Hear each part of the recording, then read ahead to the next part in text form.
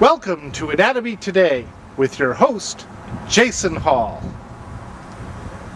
Hello, I'm Jason Hall, and today we are on location at Rancho Buena Vista High School to interview Professor Peter Poindexter.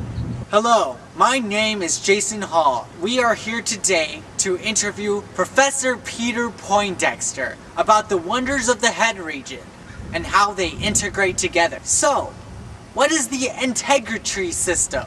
What? The skin. That's the integumentary system. The integumentary system is the hair and the skin. Examples of the integumentary system are the massive amount of hair that grows on the top, the sides, the mustache, the beard, and the eyebrows. The next important thing to discuss is the skeletal system. It holds the brain like a cradle. There are several sutures that sew the bones of the head together. The occipital suture splits the occipital and the parietal bones, and the sagittal suture splits the head horizontally. A common misconception about bones is that they're dead, but that is wildly inaccurate because bones are alive and they grow throughout your life. Also on the head, there are 14 bones in the face and 6 bones in the ear. Here's an example of a humerus. They're long in size. The skeletal system works with the muscular system to make the jaws of the mouth move, right? Yes!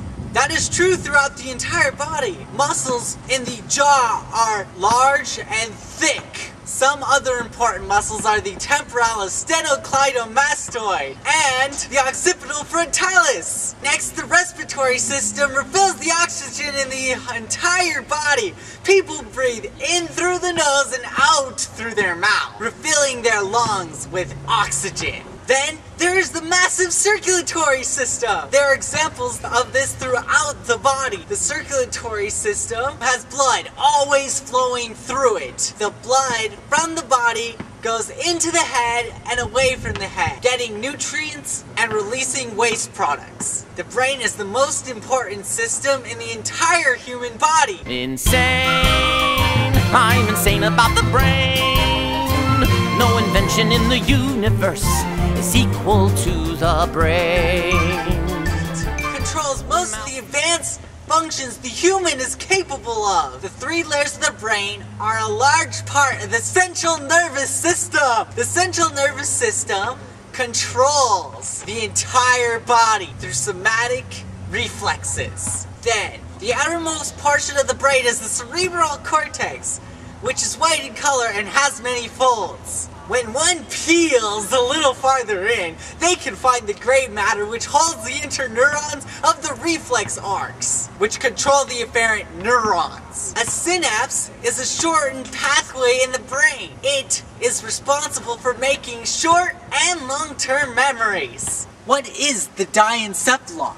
The diencephalon is the thalamus and the hypothalamus. It is responsible for controlling homeostasis throughout the entire body. The pituitary gland is important for hormone production. The parotid gland, the submandibular gland, and the sublingual gland are important because they are targets for hormones. Endocrine system deals with synthesizing hormones, and although hormones have longer and slower routes than most of the nerves in the body, they are more lasting in the long run. Hormonal effects can be classified as steroid and non-steroid. Steroids, with respect to their name, make the target cells grow, and non-steroid, by comparison, are made of many different proteins. 3 include peptides, glycoproteins, and amino acid derivatives. ADH and oxytocin are stored in the neurophysis of the pituitary gland. The brain and the spinal cord are responsible for the peripheral nervous system,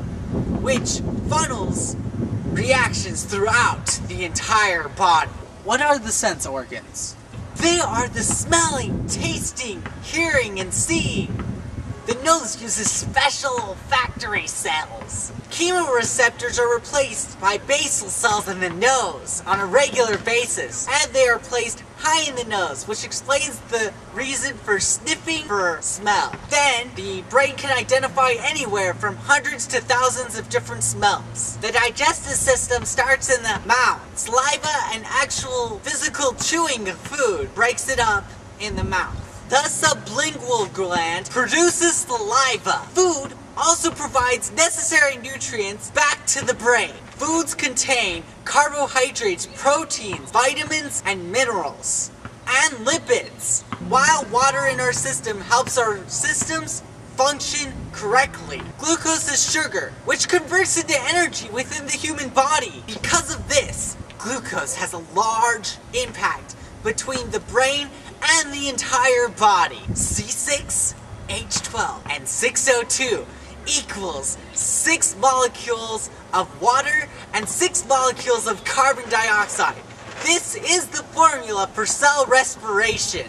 Glucose in our body is responsible for the circulatory and respiratory systems to function properly. Papillae are small elevated projections on the tongue. The taste pore is an opening bathed in saliva. Primary things we taste are sour, sweet, bitter, or salty. The ear has 3 portions: the external, the middle, and the inner. Sound generally travels into our brains in an inward, forward, and downward motion. The tympanic membrane lines the outer and the middle ear. It picks up the sound waves. Inner ear is called the labyrinth because of its complicated shape. The cochlear duct is the only part of the inner ear that's actually involved in hearing, while the uterine and the sacral are instrumental to balance. The lymphatic system and the immune system are closely related to fluid homeostasis in the body. The functions of lymph work together to keep our body going smoothly. The lymphatic system uses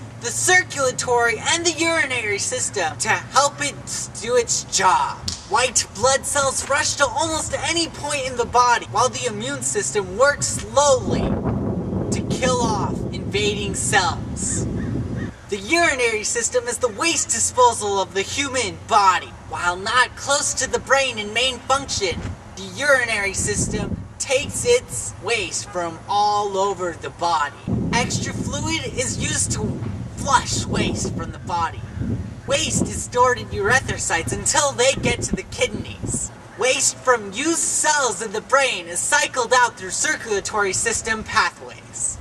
Our thanks to Peter Poindexter for his insightful and comprehensive information about the head. Please join us next week when we interview Dr. Donald Dinkelstein regarding his research into the human carcass, in an installment we would like to refer to as Digestion, Guts, and Gore. For all of us here at Anatomy Today, I'm Jason Hall, reminding you that innards are not gross. They're just wondrously slimy. 'Cause I love